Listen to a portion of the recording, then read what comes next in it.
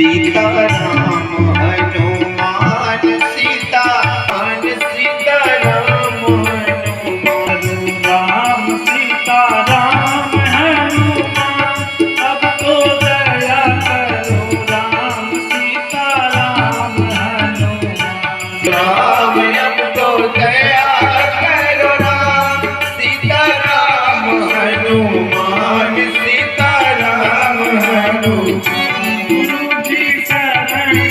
गुरु जी शरण में लो प्रभु जी शरण में लो मेरी डूबती नैया पार करो मेरी डूबती नैया पार करो। जिसको अपनी नैया पार लगवानी हो तो ताली जरूर बजाना। सीता राम हनुमान सीता राम हनुमान सीता राम हनुमान सीता राम हनुमान सीता राम हनुमान सीता राम हनुमान सीता राम अब तो दया करो राम अब तो कृपा करो राम। सीता राम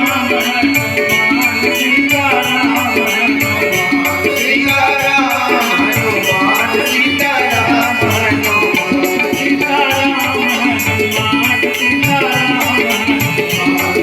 की जय जानकी मैया की जय वीर बजरंगबली महाराज की जय गौ माता की जय अपने अपने माता पिता की जय।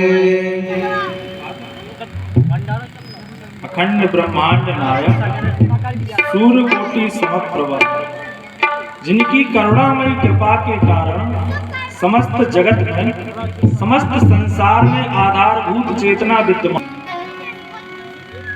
और आज हमारी श्रीमद् भागवत कथा की जैसे फिल्मों में हीरो होते हैं ना, ऐसी हमारी भागवत कथा के हीरो आने वाले हैं। तो जो लोग भी अभी कथा में आने वाले हों सभी से निवेदन है कि पीले वस्त्र पहन करके आए, क्योंकि पीले वस्त्र उनको बहुत ही प्रिय होते हैं। विलंब से कथा प्रारंभ हो पाई है, इसलिए हम सोच रहे हैं कि आज कथा सीधी श्रीमद् भागवत प्रारंभ करी जाए। हम तो तुलसीदास जी की एक चौपाई के साथ विश्राम आज ले रहे हैं, क्योंकि हनुमान जी महाराज कभी ये नहीं चाहते कि हमारे गुणगान करो। वो तो आकर के विराजमान हमने उनको कर दिया है, वो तो कथा के रसिक हैं, कथा सुनना चाहते हैं अपने प्रभु की।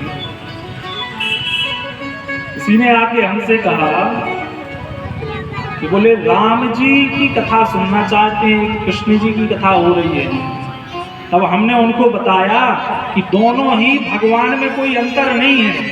लोग कहते हैं कि नहीं कृष्ण जी अलग हैं, राम जी अलग हैं। तो चौपाई में कहा गया है कि राम कृष्ण दो एक हैं, अंतर नहीं निमेष, इनके नयन चपल हैं,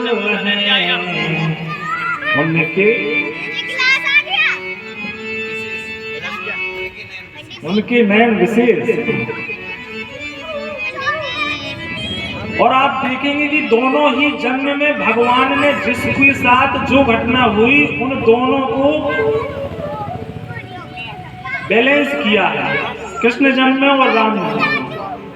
जब भगवान धाम के लिए प्रस्थान कर रहे थे गोलोक के लिए, कृष्ण भगवान जी, तो उनको भी व्याह कि आपने मुझे छुप करके मारा है। तो राम भगवान जी ने उनसे कहा था कि अगले जन्म में, कृष्ण जन्म में तुम मुझे मार देना। उसको यह वरदान था, वही व्याध बाली था पिछले जन्म का। और हनुमान जी तो ऐसे देवता हैं जो तीनों युगों में रहे हैं महाराज, त्रेता द्वापर और कलयुग में भी विशेष है। इनके अलावा कलयुग में साक्षात हनुमान जी चिरंजीव विचरण कर रहे हैं। और जहाँ जहाँ कथा होती है वहाँ आकर के विराजमान हो जाते हैं। हम लोगों को पता भी नहीं चलता कि इनमें कहाँ आकर के विराजमान हो जाना है।